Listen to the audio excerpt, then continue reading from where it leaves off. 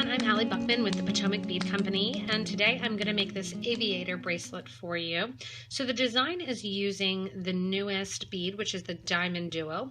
If you haven't played with the DiamonDuo or gotten the DiamonDuo before, it is a 2-hold diamond-shaped bead that is almost like a kite shape. And the way that it is manufactured and pressed, it has a little look of a facet to it there, and that is the DiamonDuo. The DiamonDuo will run right down the middle of the aviator bracelet. I named it that because it reminds me almost of a military badge or a coat of arms or wings, something along those lines. So that's how the name came about.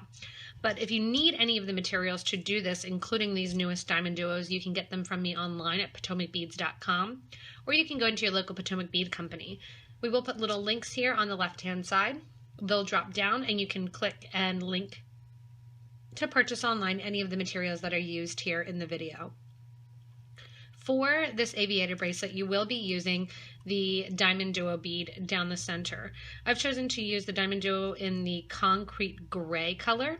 It's almost been a challenge because it's a color that is literally looks like concrete. So I really want to decorate it up and kind of make this color pop, even though it's almost mute of colors. So I'm using this concrete gray to see what happens. I like the color of it mixed with this navy color of the tango that I'll be using. The tango is going to go on the sides and create the wings on the side of the DiamonDuos. The tango that I'm using is also a triangle 2-hold bead, also out of the Czech Republic, and I'm using the pastel Montana color. I think that's going to go really nicely with that gray. I love the tones of gray and blue together, so that's going to go really nice. To pull them together even more, I'm using the Miyuki seed bead in 11-0 in the Montana blue gold luster, and it really, again, pulls it all together. I'm going to make it a little bit brighter using some of the crystal Labrador Fool seed beads in the 11-0 as well. To end this bracelet, I am going to end it with a cup button, and the cup button that I've chosen to use to keep the bracelet brighter is this matte crystal AB color.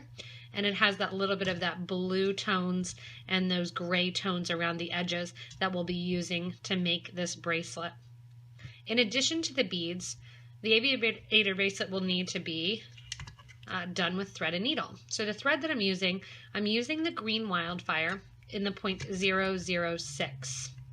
The reason I'm using this wildfire is because the color wise is because the blues are going to lend themselves really nicely to be hidden with that green thread. So you won't see a lot of thread exposed on the sides of these beads.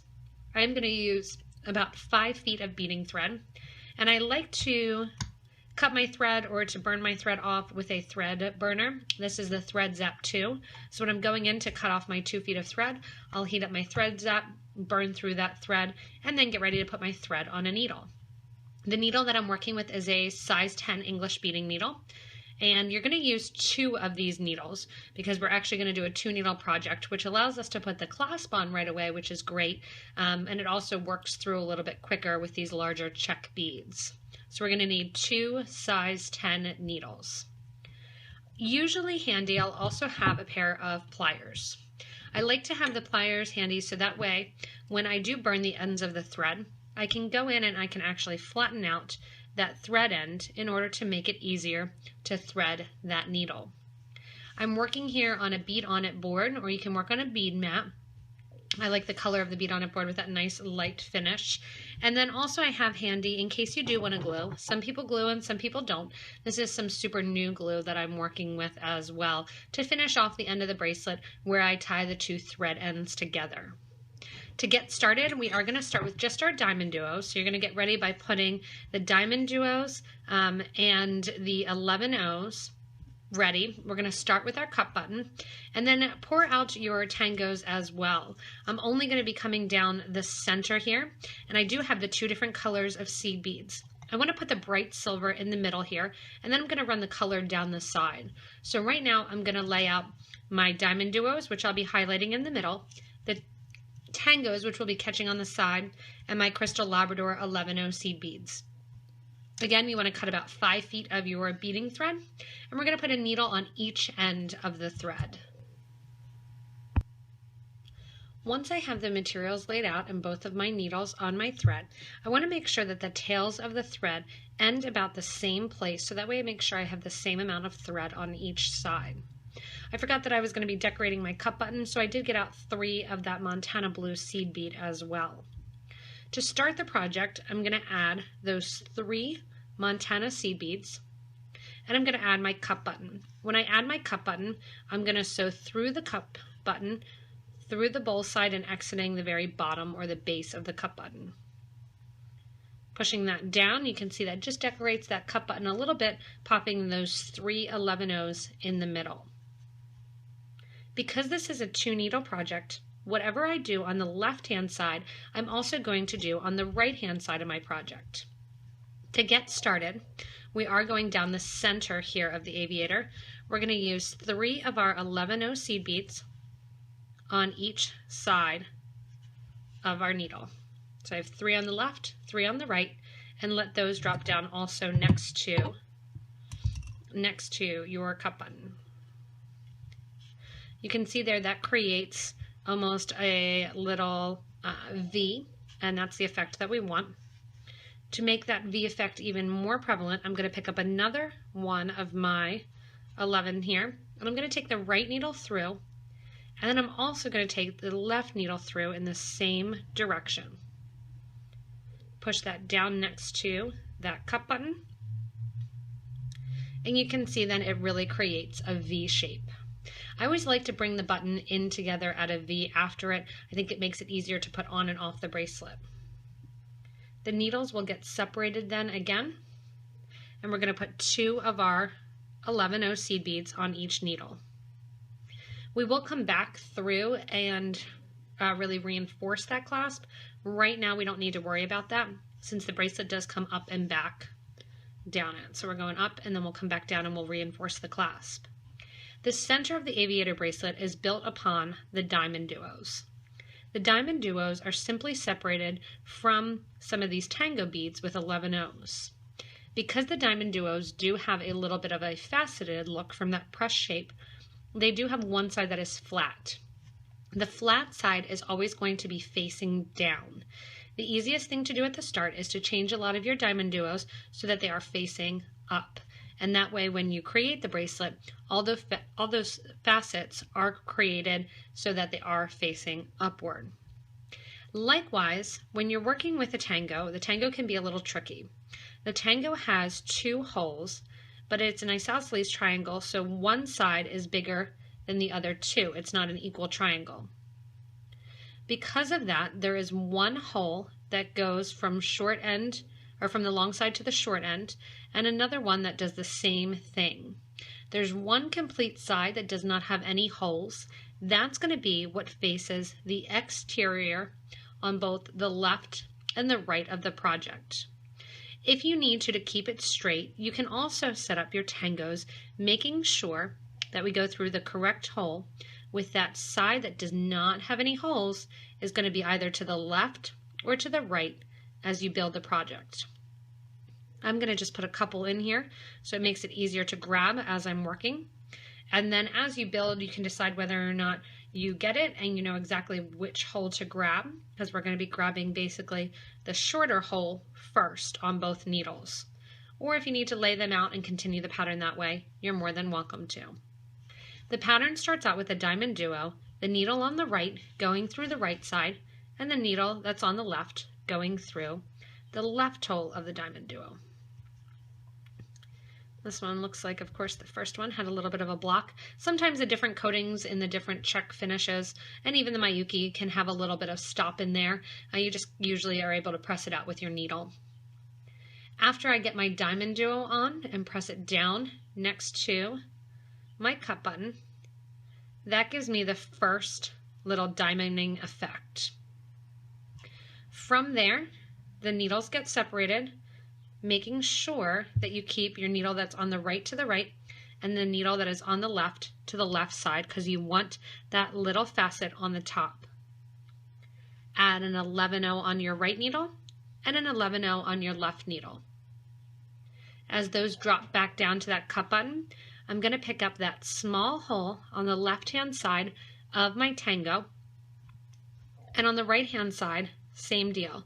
I'm picking up the shorter hole, making sure that that empty hole is on the exterior.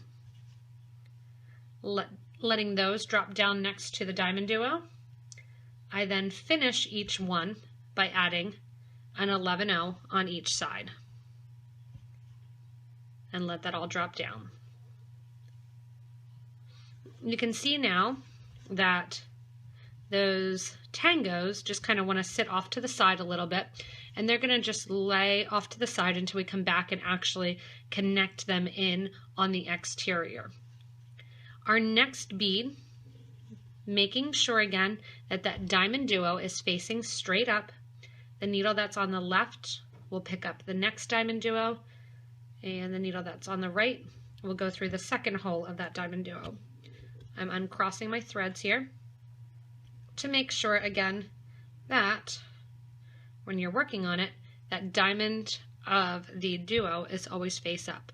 I usually hold my needles together in my left hand side, and then on the right what I'm going to do is just go through like that. While it's there sometimes even, I won't push it down completely. I'll just separate the needles just enough to pick up my seed beads. One on the left, and one on the right.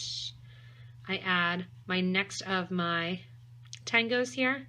Again, left one through the smallest hole, circumference area there, and then the left the same. After those, I get another 11-0 on. And then I'll pick up the whole project and shift that completely down to the base next to the cup button. I don't want to go too far without actually shifting it down, because you want to make sure that you have everything lined up and in place. So again, it's going to continue with this Aviator bracelet going with the DiamonDuos in the middle, and then those tangos on the side going through the smallest of the tango holes, which is going to leave an empty side with no holes on the very exterior edge of the bracelet. Showing the aviator take shape here, you can see the tangos sitting nicely on the sides here, and they're just sitting almost at attention there on the side. My DiamonDuo is running down the middle.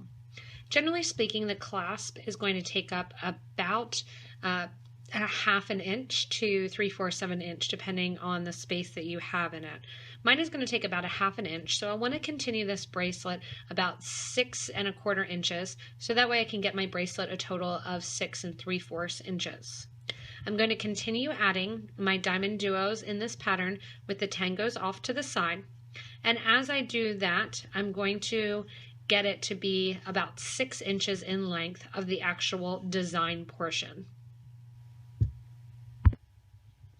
Once you're done creating the base and adding in those the tangos and the DiamonDuos, what you're going to do is create the loop in order for the cup button to sit inside.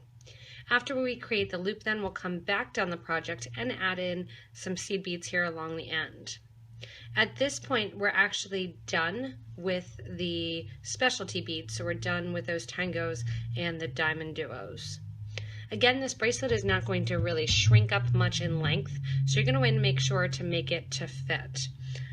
When we're working here, I have about 18 DiamonDuos in mind, just to let you know, and I'm going for a 7-inch wrist, so you can see mine's going to be a little bit bigger because my wrist is a little bit smaller. But for about a 7-inch wrist, you're looking there at about 18 DiamonDuos, and then you would double that number for the tango, so for about 36 of the tango beads.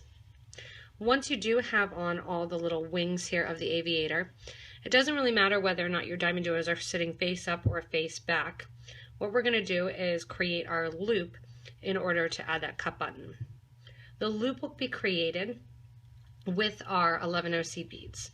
Whether or not you want to create the loop with the Labrador 11-0s or whether or not you want to go into that Montana blue and create the loop with that, it's up to you. I'm going to create the loop with the silver, and then I'm going to come back down the project with that Montana.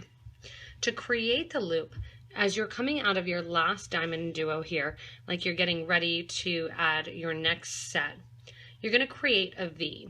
The V is going to mimic the V from the other side here with the cup button. So to do that, we're going to add 2 more 11-0s on each needle. to create that effect.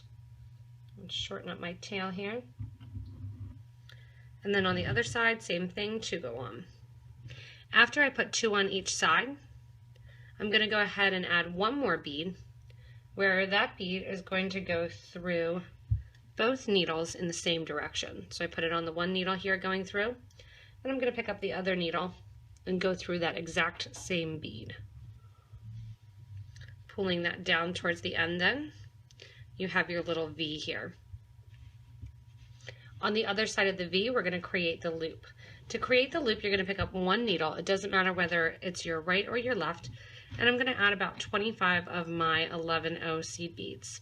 Depending on what kind of clasp or closure you're using, that's going to determine the amount of seed beads that you use.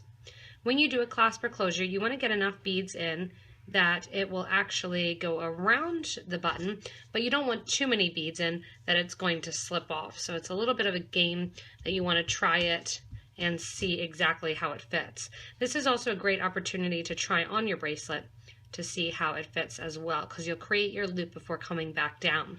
This will allow you to fix any sort of problems that you may need to in the length before you actually come down the bracelet, which will be an easy thing because then you can either take off your tangos or add your tangos to it. You're going to continue to put on your seed beads on your 1 needle, and then once you have enough seed beads on this needle here and your loop is big enough, I'm going to take the needle that's in my hand and I'm going to go down through that same single 11O and down through the 11Os on the side of the DiamonDuo. That's going to create the loop, and now on the other side I'm going to reinforce the loop by taking my needle and thread back through those seed beads entirely and down to come out the other side of that V3 beads. Once you have a needle out on either side of that V, coming out right before the DiamonDuo, we take our needle here that's on the right hand side. We're going to add 3 of our seed beads, switching to my Montana blue color. I'm then going to come down the side of my tango bead and pick up that outer hole. So the tango has that inner hole that we connected there next to the DiamonDuo, and then the outer hole. In between each tango, I'm going to add 2 of my 11O seed beads and sew down that outer hole of the tango. That will drop 2 beads between each tango and running that Montana color right along the edge of the bracelet. As you continue down, I'm going to do a couple on the right hand side here, and then I'm going to do a couple on the left. So to start out, to get it connected, we do 3 beads here right after our clasp, come down the side of the tango, and after 3 you just switch to 2. And it's very simple coming down the side, then just adding 2 beads in at a time right as you go along the edge. Those 2 beads get added in the whole way along the bracelet right here at the end to fill in these gaps and to make those tangos sit nicely and highlight the DiamonDuo that runs down the center. I'm going to go down the right and down the left, adding in those 2 seed beads at a time of that Montana blue color. Once you're down to the end of the bracelet, we add 3 more of our 11O seed beads on either side, just like we did at the beginning. So I'm going to pick up the needle here and add 3 more of the 11s. Once I have those 3 11s on my needle, I'm going to reinforce my clasp by going up through that V that was created, back here at the button end, through that bead that both are going through. I'm then going to reinforce the cup button by going up the 3 beads before it, into the cup button and out the first bead. Catch the next 2 beads and go down through the cup button on the other side and out.